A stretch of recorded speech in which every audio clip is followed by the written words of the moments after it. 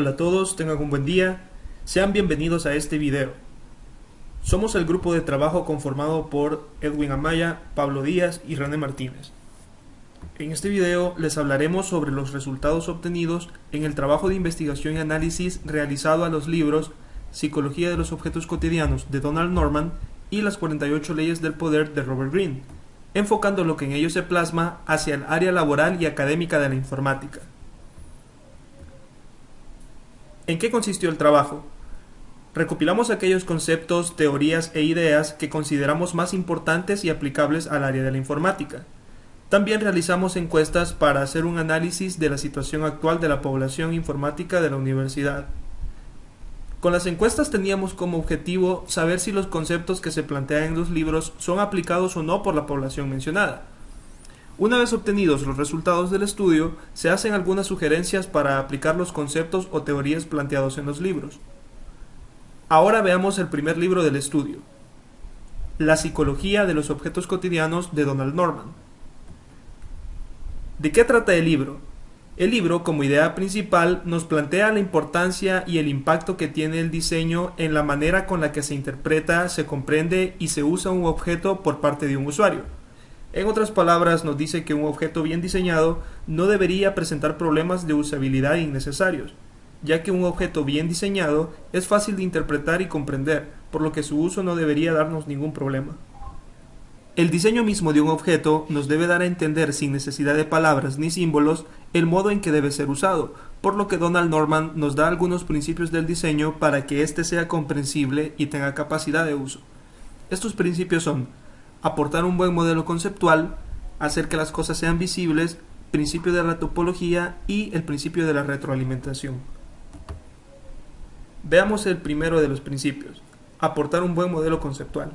La idea de modelo conceptual no debería resultarle extraña a un informático, pero definámosla en palabras sencillas como una representación de un sistema. Con esta representación bastaría para comprenderlo, dejar clara la relación entre los mandos y los resultados, y además nos permite predecir qué pasará con el sistema si se le ejerce alguna acción. Sabiendo esto, preguntémonos, ¿cómo sería un buen modelo conceptual? Un modelo conceptual está compuesto por prestaciones y restricciones. Las prestaciones son aquellas propiedades que se perciben del objeto y que son fundamentales para determinar cómo usarlo. Por ejemplo, las placas en una puerta nos indican que la puerta debe ser empujada y no alada. Las restricciones son aquellas propiedades que a simple vista limitan el número de actos posibles en un objeto. Por ejemplo, los agujeros de una tijera. El agujero grande siempre nos sugiere que podemos insertar varios dedos en él, pero el pequeño nos indica que solamente podemos insertar un dedo. Entonces, ahora que sabemos para qué sirven los modelos conceptuales, veamos el concepto de modelo mental. Los modelos mentales son aquellos que se forman a través de la experiencia, la formación e instrucción. Veamos el siguiente esquema. Podemos ver que el diseñador genera un modelo conceptual, el cual aparece como modelo de diseño, y el usuario genera un modelo mental, el cual aparece como modelo del usuario, y la imagen del sistema es el resultado de la relación que han establecido el diseñador con el usuario. Entonces, si la imagen del sistema no hace que el modelo de diseño sea claro y coherente, entonces el usuario va a tener un modelo mental equivocado. El siguiente principio es hacer que las cosas sean visibles, es decir, hacer que las funciones posibles del objeto sean visibles a través de mandos, y estos sirven como un recordatorio adecuado de lo que se puede hacer. Además, los mandos del objeto especifican cómo se debe realizar un acto. Si el usuario olvida las funciones, los mandos sirven de recordatorio. Un ejemplo de un diseño que no sigue este principio son el tipo de puertas que se muestran en esta imagen. Estas no dan una clara señal de usabilidad, ya que envían un mensaje confuso. El usuario a simple vista puede pensar que debe ser empujada, pero a la misma vez puede pensar que debe ser alada para poder abrirse. El siguiente principio es el de la topología. La palabra topología significa relación entre dos cosas. En este caso es la relación entre los mandos, su desplazamiento y los resultados que nos brinden en el mundo exterior. Prácticamente este principio nos dice que los mandos deben estar en la ubicación correcta. La relación entre los mandos y los actos debe ser evidente para el usuario. Por ejemplo, en un vehículo, el timón y el interruptor de las direccionales funcionan casi de manera intuitiva para el usuario. Para cruzar a la izquierda, el conductor mueve el volante hacia la izquierda y de paso mueve el interruptor de las direccionales hacia abajo. Cuando hace esto, la direccional izquierda se enciende. El siguiente principio es el de la retroalimentación. Este nos dice que es necesario un envío de vuelta al usuario con información acerca de qué acto se ha realizado efectivamente y qué resultado se ha logrado. Esto es un concepto bastante conocido en la teoría de control y de la información. Tomemos como ejemplo un horno microondas, donde al pulsar una de las teclas se hace un sonido y este nos indica que la tecla ha sido pulsada con éxito. Veamos ahora la paradoja de la tecnología. Normalmente la tecnología nos ofrece posibilidades de hacer que la vida resulte más fácil y más placentera, pero a veces los dispositivos innovadores son demasiado complejos y difíciles de utilizar. El desarrollo de una tecnología tiende a seguir una curva de complejidad en forma de U. Empieza muy alto y va cayendo hasta un nivel bajo y confortable. Después de esto vuelve a subir. Por ejemplo, podemos mencionar el avance de los relojes portátiles, donde en un principio eran de bolsillo y tenían un solo propósito. Este propósito lo cumplían a cabalidad, pero tenían el defecto que su calibración debía llevarse a cabo regularmente. Entonces se llegó a diseñar el reloj de pulsera. Este era más preciso y no requería calibraciones tan constantes. Además, su configuración era rápida y sencilla. Pero ahora en día existen relojes de pulsera que tienen demasiadas funcionalidades y llegan a ser muy complejos para configurar o siquiera para entenderlos. A continuación, pasaremos a describir en qué consistió la encuesta sobre la psicología de los objetos cotidianos. El objetivo de esta encuesta ha sido constatar la validez de algunos conceptos, teorías e ideas que se presentan en el libro. La población seleccionada han sido los estudiantes de la carrera de Ingeniería de Sistemas Informáticos de la Universidad de El Salvador. El tamaño de la muestra fue de 21 personas para este estudio. A continuación pasaremos a detallar cada una de las preguntas agregadas a la encuesta. Primeramente, mencionaremos el objetivo por el cual fue agregada la encuesta. Luego leeremos la pregunta con sus respectivas opciones. Y finalmente mencionaremos las conclusiones a las que llegó el equipo a partir de los resultados obtenidos. La primera pregunta se formuló para conocer si las personas alguna vez se han sentido frustradas porque no logran comprender el funcionamiento de los objetos de la vida cotidiana, ya que este es el motivo principal por el cual el autor realiza dicha investigación y hace el llamado a los diseñadores en poner más atención en la usabilidad al momento de realizar sus tareas. La pregunta es la siguiente: ¿alguna vez se ha sentido frustrado porque no puede utilizar o comprender el funcionamiento de un objeto de la vida cotidiana, así como por ejemplo una puerta, la cual empujamos cuando se debe alar? Las opciones fueron las siguientes: sí, muchas veces; sí, algunas veces; no, casi nunca. El 85.7% de los encuestados sí han tenido dificultades en utilizar los objetos de la vida cotidiana. A partir de estos resultados logramos identificar que los objetos de la vida cotidiana aún están mal diseñados, ya que la mayoría de los encuestados más de una vez se han sentido frustrados al tratar de utilizar los objetos de este tipo, al cual no se le aplicaron los principios básicos para realizar un diseño efectivo. La segunda pregunta se formuló con el objetivo de constatar si las personas que se sienten frustradas alguna vez se han sentido culpables por no ser capaces de utilizar esos objetos cotidianos, ya que cuando la persona piensa que el objeto es sencillo de utilizar y éste fracasa en el intento, ahí es donde uno se culpa a sí mismo pensando que uno es el incapaz, cuando en verdad el mal diseño es el que provoca estos inconvenientes. La pregunta es la siguiente: en esos casos que se ha encontrado de la dificultad para utilizar objetos cotidianos sencillos, ¿a quién le suele atribuir la culpa? Las opciones fueron las siguientes: a usted mismo, al diseño del objeto, al entorno, a ninguno. A partir de estos resultados podemos observar que el 47.6% de los encuestados sí se atribuyen la culpa por la incapacidad de utilizar los objetos cotidianos, y tenemos también que el 42.9% sí saben que el causante de esta incapacidad se debe a un mal diseño. Este último resultado se podría deber a que la muestra son estudiantes de Ingeniería de Sistemas Informáticos y tienen más conocimientos sobre los diseños, ya que esta problemática de autoculparse es bastante común en personas que no conocen acerca de principios de diseño y son las personas que más pasan por ese tipo de frustraciones. La tercera pregunta se formuló con el objetivo de conocer Si las personas al encontrarse con un objeto desconocido y poder utilizarlo de forma correcta el primer intento, logran identificar que eso se logró debido a que el objeto tiene un buen diseño y que los diseñadores realmente se esforzaron en ayudar al usuario final.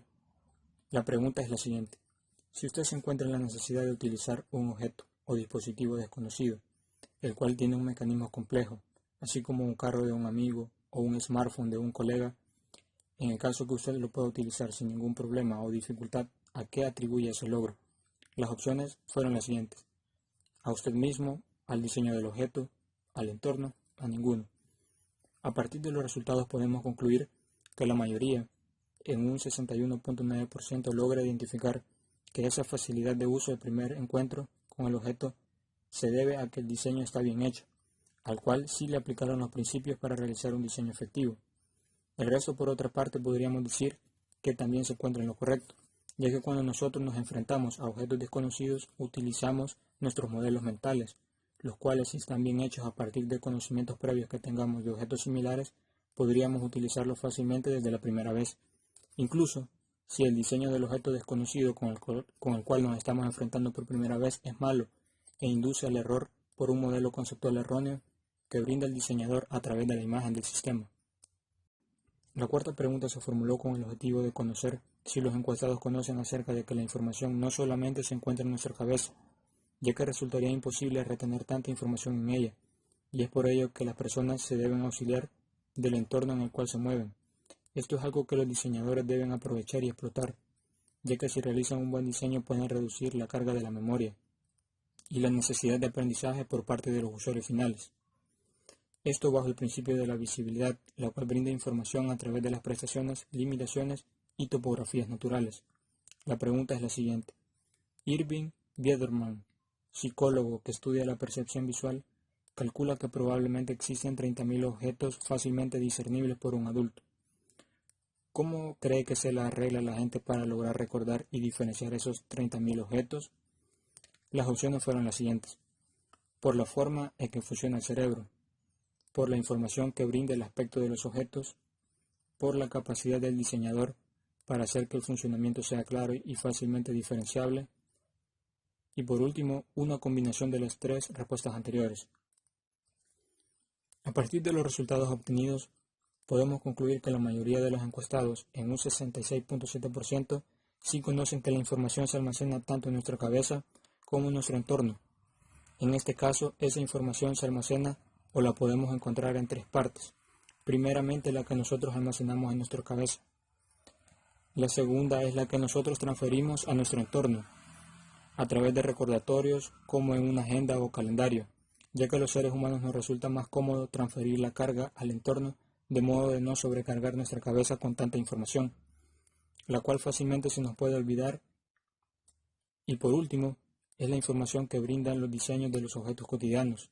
Así, cuando alguien necesita usar seguido un objeto, no es necesario que memorice todas las posibles funciones y las secuencias de acciones a seguir para lograr sus objetivos, ya que el mismo diseño del objeto nos hace un recordatorio y nos reduce la carga, y por ende facilita nuestras actividades diarias.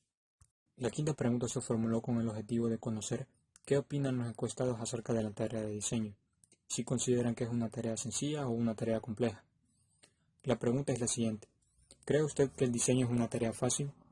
Considere diseños como las interfaces de usuario de los sistemas operativos que usamos diariamente, los diseños de los sistemas telefónicos y diseños de los aviones de pasajeros. Las opciones fueron las siguientes: no, es una tarea bastante compleja.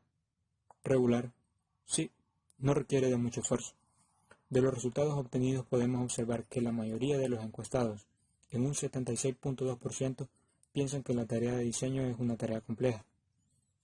Al momento de realizar la pregunta se indicó a los encuestados que consideren diseños como las interfaces de los sistemas de cómputo, diseños de los sistemas telefónicos y los diseños de los aviones de pasajeros, ya que hay diseños que requieren mucho más esfuerzo que otros.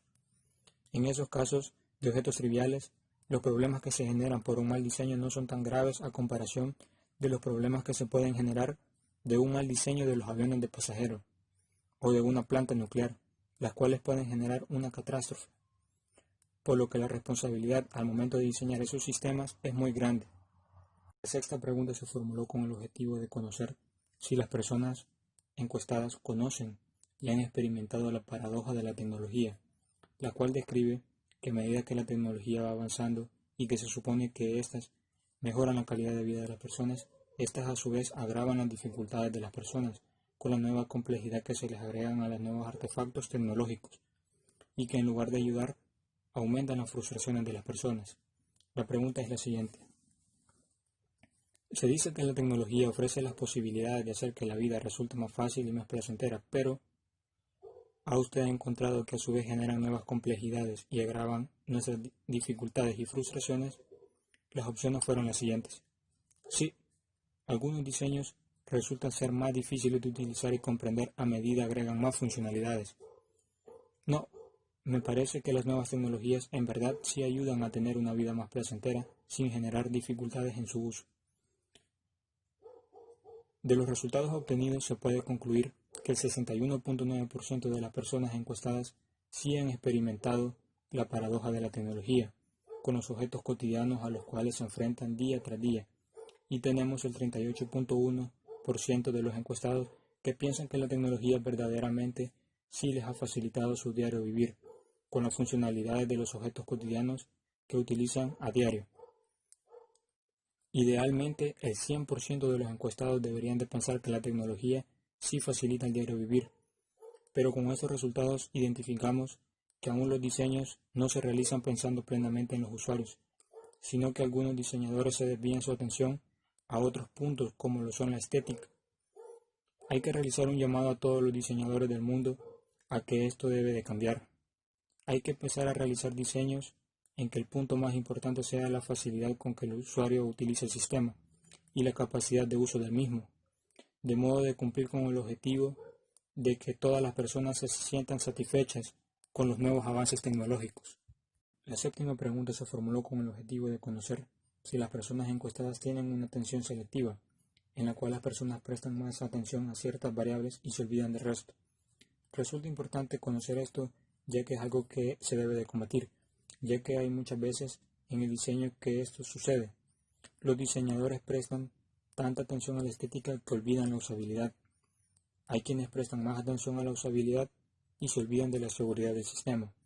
Es por ello que tenemos que tener cuidado con este problema. La pregunta es la siguiente. La capacidad de atención consciente es limitada. Si se concentra uno en una cosa, se reduce la atención que presta a las otras. Los psicólogos califican a este fenómeno como atención selectiva. ¿Alguna vez usted, en el proceso de desarrollo de software, ha prestado tanta atención a un conjunto de variables que ha olvidado otros? ¿Ha hecho la atención a la usabilidad que se olvida de la seguridad del sistema? ¿Ha hecho la atención a la estética que se olvida de la capacidad de uso del sistema o lo que conocemos como usabilidad? Las opciones fueron las siguientes. Sí, me ha pasado muchas veces. Sí, me ha pasado de vez en cuando. No, casi no me sucede.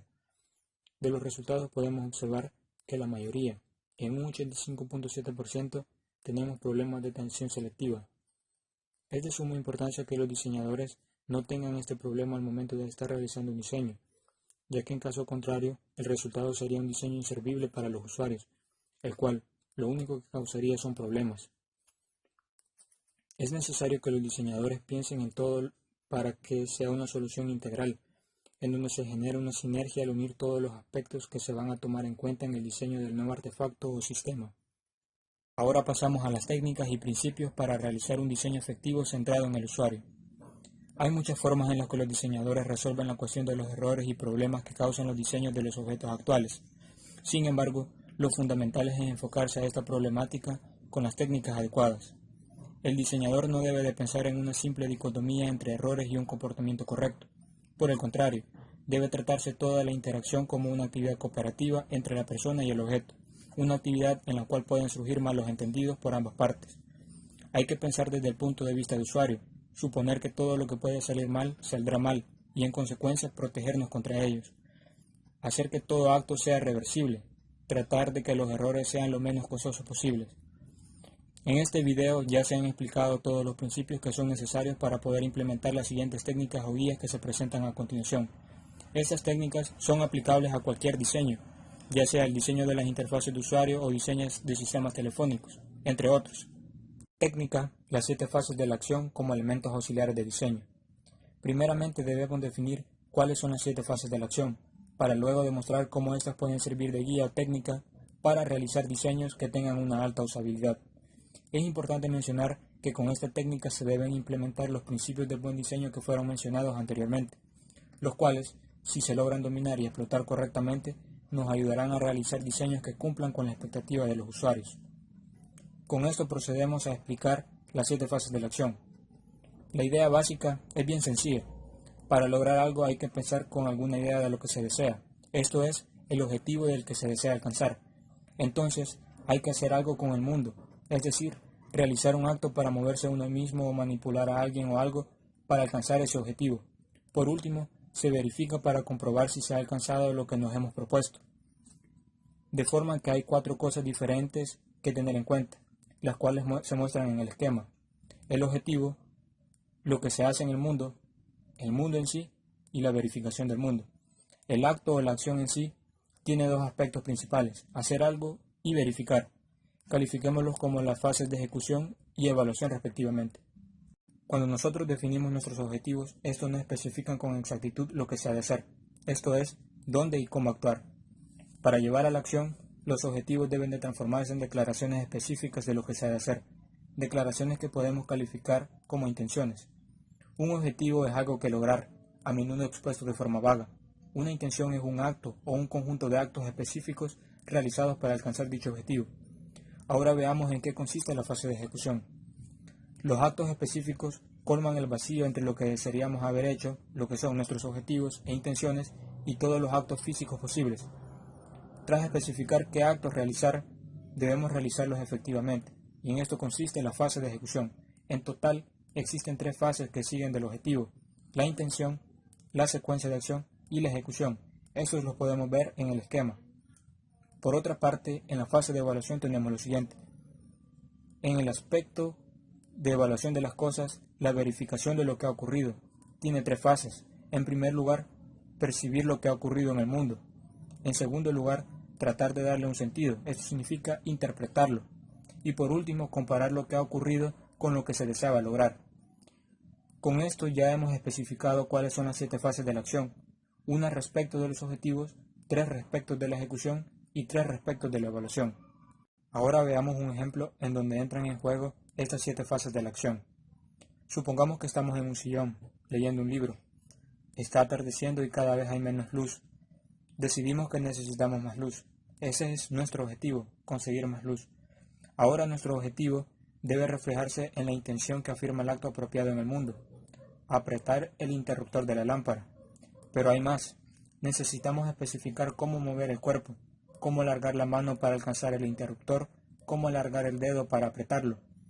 El objetivo tiene que reflejarse en la intención, que a su vez ha de convertirse en una secuencia específica de acción, en la que nosotros podamos controlar nuestros músculos. Luego de ejecutar la secuencia de acciones, ahora nos ponemos alertas para percibir los cambios en el mundo. Cuando vemos que surge un cambio, percibimos que algo ha ocurrido en nuestro entorno. Luego procedemos a interpretar, y aquí llegamos a la conclusión de que hemos realizado la secuencia de acción efectivamente, ya que el sistema ha cambiado de estado con base en nuestras acciones. Y luego evaluamos si hemos logrado nuestro objetivo, que para este caso específico debemos de verificar si logramos conseguir más luz para poder seguir leyendo nuestro libro cómodamente. La mayoría de los malos diseños se pueden reducir a los conceptos de laguna de la ejecución y laguna de la evaluación. Un diseño de este tipo puede contener una o ambas de estas lagunas, lo que da como resultado un objeto, dispositivo o sistema que resulta imposible de utilizar de manera efectiva. La laguna de la ejecución presenta problemas como, por ejemplo, si estamos en la casa de un amigo, nosotros le solicitamos si podemos poner música, y eso nos dice que procedamos a usar los aparatos de sonido. Cuando nosotros nos dirigimos a ellos, no encontramos ninguna pista de cómo utilizarlo, por ejemplo de cómo conectarlo con nuestro dispositivo móvil a través de una conexión Bluetooth. Esto hace que sea imposible que nosotros podamos utilizar ese objeto, y así sucede con la mayoría de los objetos con los que nos encontramos a diario, y no presentan ninguna pista de cómo utilizarlo. Es por ello que es importante saber cómo colmar estas lagunas de ejecución en nuestras creaciones. Las lagunas de la evaluación, por otra parte, presentan problemas como, por ejemplo, cuando necesitamos realizar una transacción en un sistema informático, accedemos al formulario y llenamos todos los campos necesarios, y para finalizar, presionamos el botón de guardar. Para nuestra sorpresa, no pasa nada al momento de realizar este evento.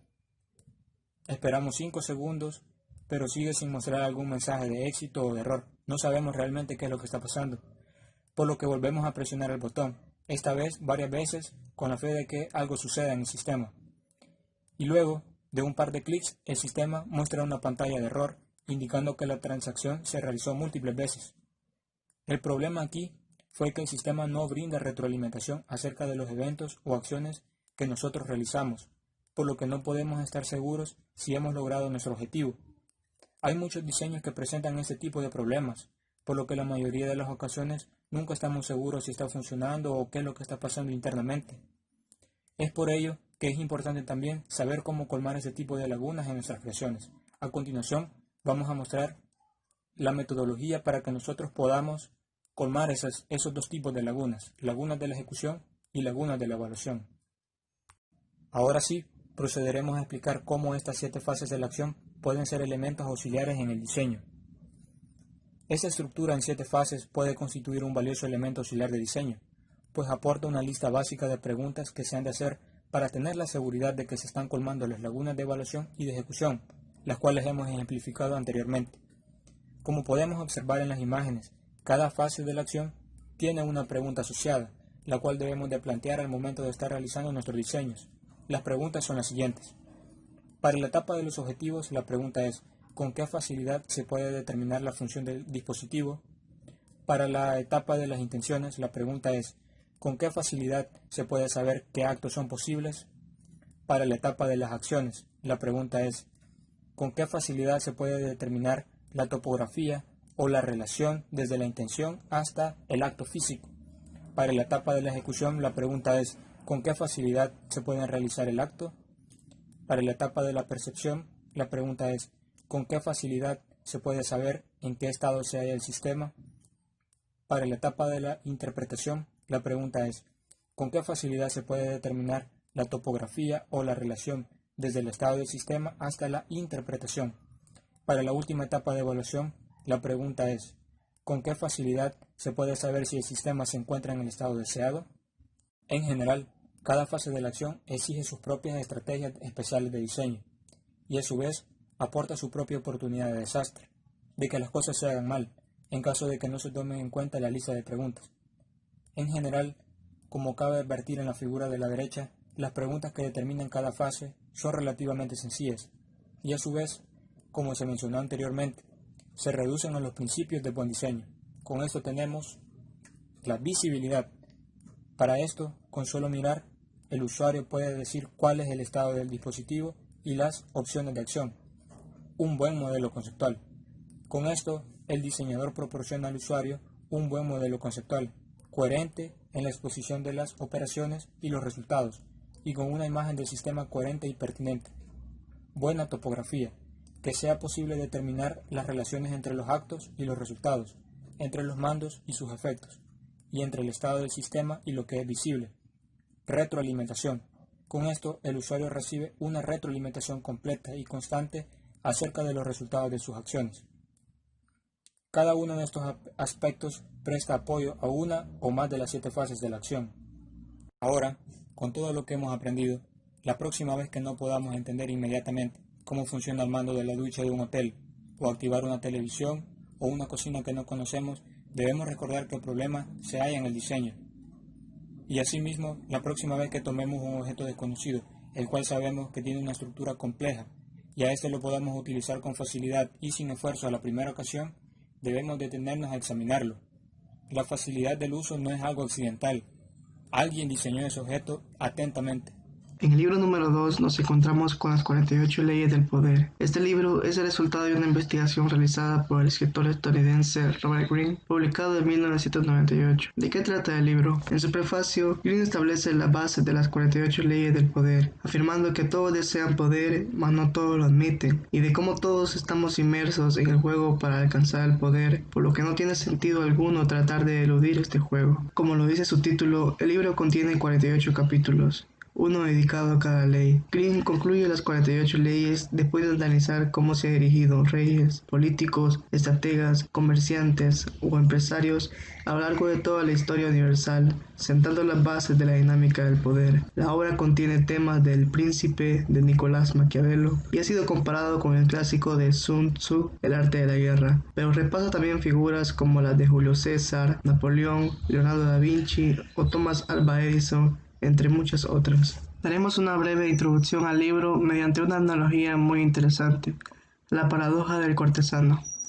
Según Robert Greene, todas las personas quieren poder. Sin embargo, en el mundo en que vivimos, resulta peligroso demostrar demasiadas ansias de poder. Debemos mostrarnos decentes y equitativos y al mismo tiempo árteros, democráticos pero engañosos. Robert Greene hace una analogía de este juego con las dinámicas del poder que existían en el mundo de las antiguas cortes aristocráticas. A lo largo de la historia, las cortes siempre fueron formándose alrededor de la persona que ejercía el poder, un rey, una reina, un emperador o un líder. Los cortesanos que componían esa corte se encontraban en una posición particularmente delicada. Tenían que servir a sus amos, pero si se mostraban demasiado audadores, los otros integrantes de la corte se volvían contra ellos. Por lo tanto, los intentos de ganar el favor del amo debían ser muy sutiles. Hoy en día encontramos una paradoja similar a la del cortesano. Ya todo debe aparecer civilizado, decente, democrático y logrado a través del juego limpio.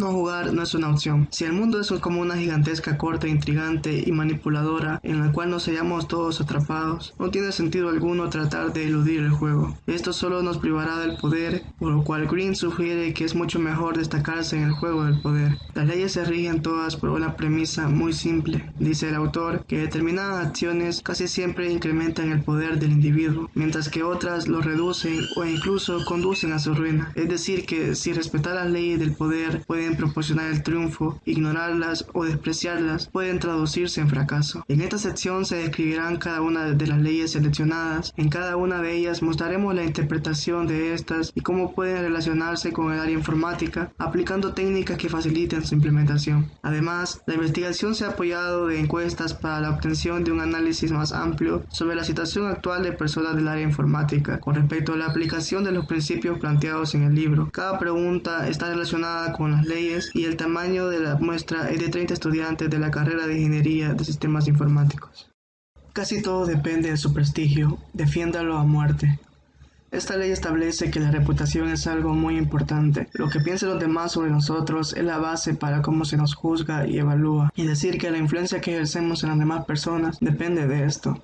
Por lo que esta ley nos llama a la reflexión de la importancia de la imagen que transmitimos. Otra de las estrategias que plantea Greene es utilizar la reputación de nuestros contrincantes en su contra, para así sobresalir nosotros en el campo, aunque hacer esto requiere de acciones profundamente analizadas, ya que al parecer muy evidente de nuestra venganza, caeríamos en una imagen desesperada. Greene pone como ejemplo al general de la antigua dinastía china, quien se encargó de formarse una reputación que llenaba de respeto y terror a sus enemigos. Tan buena fue su reputación que en una ocasión, encontrándose totalmente vulnerable y expuesto al ejército enemigo, decidió hacer uso de ella. Encontrándose rodeado dentro de una ciudad, se colocó en un punto visible y despejó el camino a sus enemigos. Estos pudieron haber cruzado sin problemas hasta el punto donde él se encontraba, pero creyendo que se trataba de una de sus trampas, decidieron retirarse. La acción que hizo Liang no hubiera tenido el mismo efecto si la hubiera realizado una persona con mala reputación. Por esto, Greene afirma que el hecho de que una misma acción parezca brillante o aterradora depende por completo de la reputación de quien lo realiza. En la encuesta realizada, podemos ver que el 70% de la población encuestada, es decir, 21 personas, opinan que el prestigio o reputación de su trabajo es importante para ser tomados en serio, lo cual está bien, pero Green nos hace ver más allá. Como ya hemos dicho, nuestra reputación, aparte de ser tomada en serio, debe infundir respeto y temor. Esto último solo lo opina el 10% de la población encuestada, es decir, 3 personas. Una muestra considerable baja. Es necesario que todos, a nivel personal, tomemos en cuenta el trabajar más en nuestra reputación y prestigio. En el ámbito informático, nuestra reputación es muy importante. Al ser un área sobrepoblada y altamente competitiva, tenemos la necesidad de resaltar sobre los demás. Como informáticos, debemos ser especialmente cuidadosos con el prestigio de nuestro trabajo. Esto incluye un análisis de problemas con bases sólidas, diseño de soluciones óptimas, amplio manejo de las herramientas de desarrollo que se nos designe, una correcta aplicación de las metodologías de desarrollo escogidas, una documentación en nuestros trabajos. Todo esto con el fin de dejar claro que nuestro trabajo se encuentra a la altura de la organización para la que trabajamos.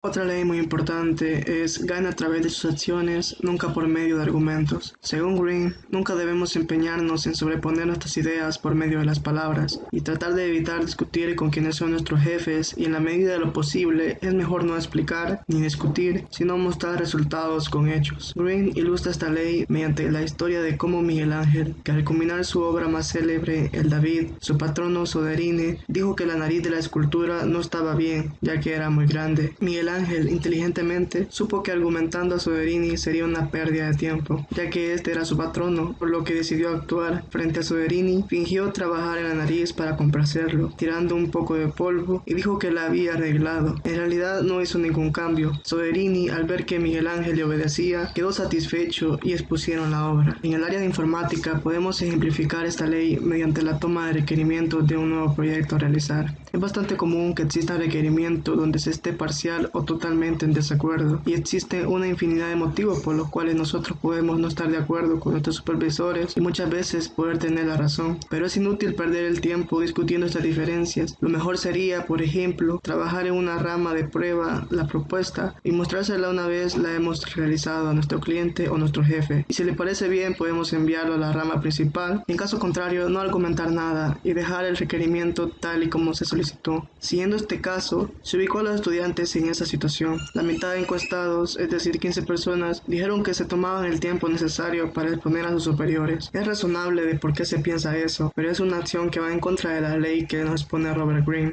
ya que es un error argumentar con nuestros jefes, quienes pueden verse amenazados ante esta situación. Otra ley muy importante es concentre sus fuerzas.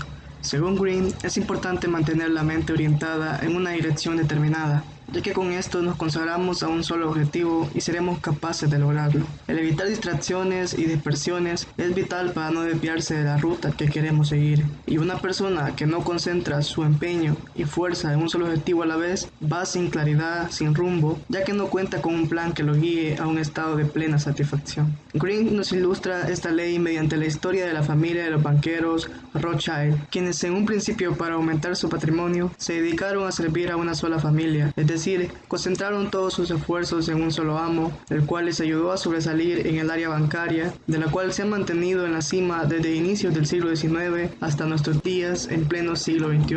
En el área informática se generan nuevas tecnologías y metodologías de desarrollo constantemente. Resulta complicado abarcar mucho conocimiento y volverse realmente bueno en poco tiempo, ya que no hay mejor maestro que la experiencia, por lo que elegir correctamente una ruta en que se quiere ser experto se vuelve una decisión muy importante. Así como los Rothschild escogieron correctamente a su amo, así una persona que se desenvuelve en el área informática debe elegir qué herramientas son las que debe dominar a un nivel avanzado para sobresalir en el ambiente laboral. Podemos ver que la mayoría de estudiantes en la encuesta prefieren abarcar múltiples herramientas de desarrollo. El 73%, es decir 22 personas, escogieron dicha opción, donde si bien es bueno conocer nuevas tecnologías, concentrar tus fuerzas en una sola es una práctica muy valiosa para obtener el respeto y el poder en ciertas áreas. Otra ley muy importante es planifica sus acciones de principio a fin. Green nos enseña mediante esta ley que la planeación es una de las actividades humanas más importantes y además nos insta a evitar la improvisación y de siempre tener en mente el objetivo de nuestro plan, evitando a toda costa que cualquier triunfo o tropiezo nos nublen de ese objetivo. Green da su ejemplo mediante Otto von Prusiano, quien desde un principio tuvo un solo objetivo, formar un estado alemán independiente liderado por Prusia, el cual lo logró planificando cada uno de los pasos necesarios para cumplir tal fin y previendo cada posible amenaza de este.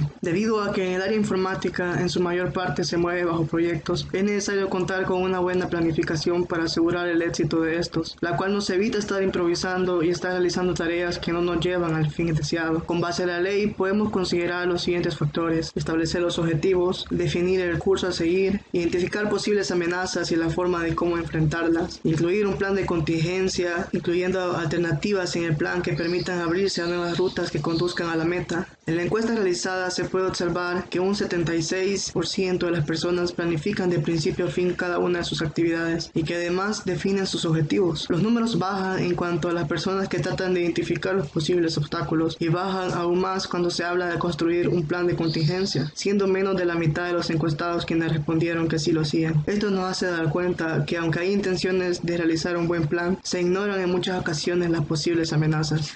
Haga que sus logros parezcan no requerir esfuerzos. El secreto del éxito consiste en parecer natural y ocultar el esfuerzo invertido en el trabajo que se realiza, ya que todos admiramos cualquier tipo de logro extraordinario, pero si es alcanzado con gracia y naturalidad, nuestra admiración se multiplica, y esto se podría perder alardeando de los grandes esfuerzos realizados que básicamente demuestran una extrema falta de gracia y resta valor a lo que se hace. Green hace referencia al famoso Houdini, que no se sabe con certeza de qué manera logró realizar sus más ingeniosos escapes, permitiendo así tener siempre expectante a las personas las cuales le admiraban. En la encuesta realizada se puso a los encuestados en una situación de entrega de software y se les preguntó que si al realizar la entrega se daban la tarea de explicar cada uno de los pasos que tuvieron que realizar para finalizar dicha entrega. Un 70% de los encuestados respondieron que sí se dedicaban a explicar, y al averiguar cuál era la razón, los resultados obtenidos fue que un 50% respondieron que buscaban la admiración de los demás o que valoraran su trabajo, por lo que es importante hacer hincapié de los factores importantes de la ley que nos ayudarán a cómo obtener ventaja de nuestros logros de forma correcta. El primero es hacer que lo difícil parezca fácil y sencillo, ya que cuando menos se hable del esfuerzo que se realiza para obtener su resultado, parecerá como la única persona que sabe lo que está haciendo, y eso hará que le atribuya un don exclusivo y dará mayor valor sobre otros profesionales. El segundo es no buscar elogios, ya que al alardear de los grandes esfuerzos realizados, demuestra una extrema falta de gracia y resta valor a lo que se hace.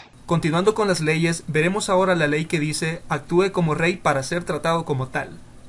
Green nos dice que nuestra forma de actuar determina la manera como nos tratan los demás. Entonces, tenemos que tener confianza en nuestras decisiones y mostrarse al mundo seguros de sí mismos. Nos dice que un rey se respeta a sí mismo y que con esto inspira lo mismo hacia los demás. Debemos mostrar confianza en nuestro poder. Nos muestra el ejemplo de Cristóbal Colón, quien era un marinero mediocre y que a pesar de esto logró una de las mayores hazañas de la historia. Esto lo logró gracias a que sabía cómo venderse. Con su porte y su actitud logró impresionar a la realeza, ya que emanaba una sensación de confianza, y esto fue un factor muy determinante para que los reyes católicos apoyasen su empresa. En la encuesta realizada recopilamos información acerca de la expectativa de cómo se sienten los encuestados con respecto a presentarse en una entrevista.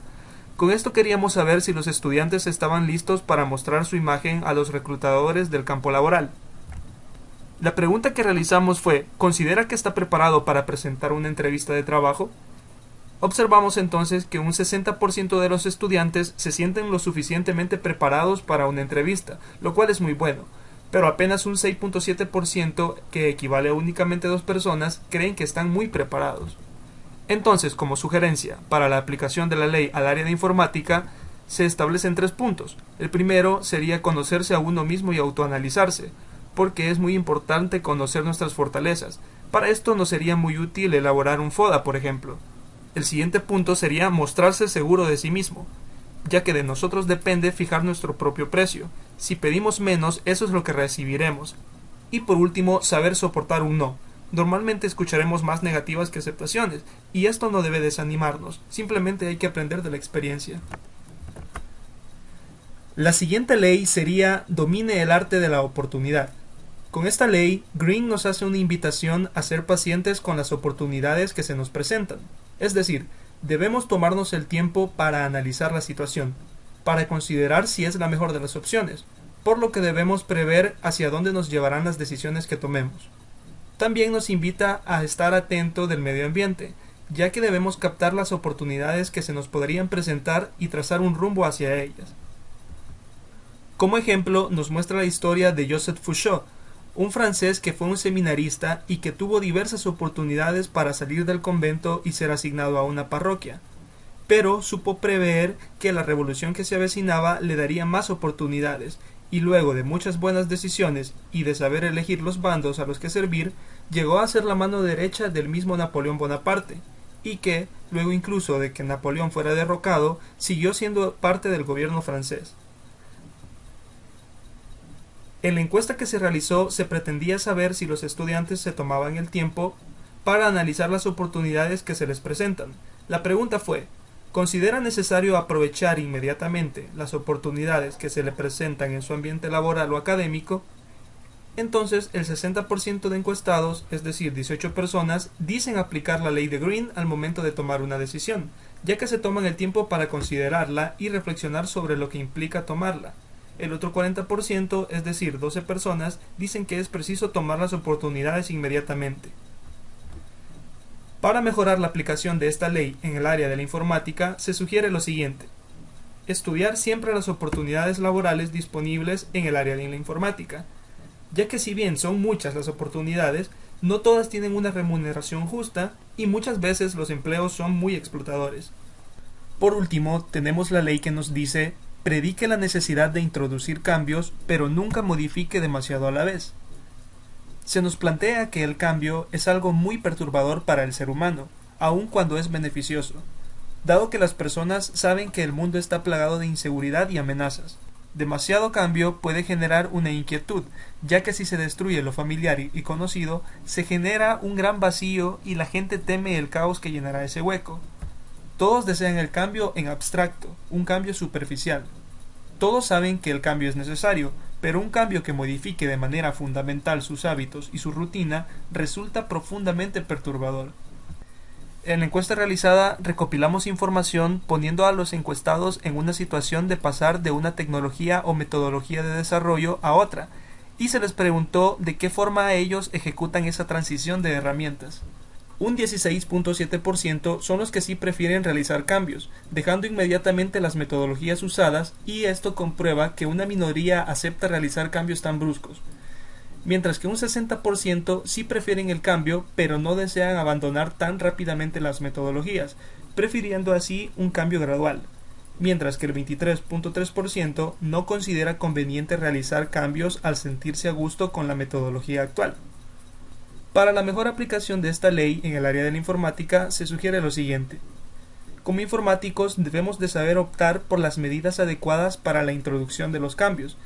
Debido al continuo avance tecnológico, hay una necesidad constante y obligada de actualización en las empresas.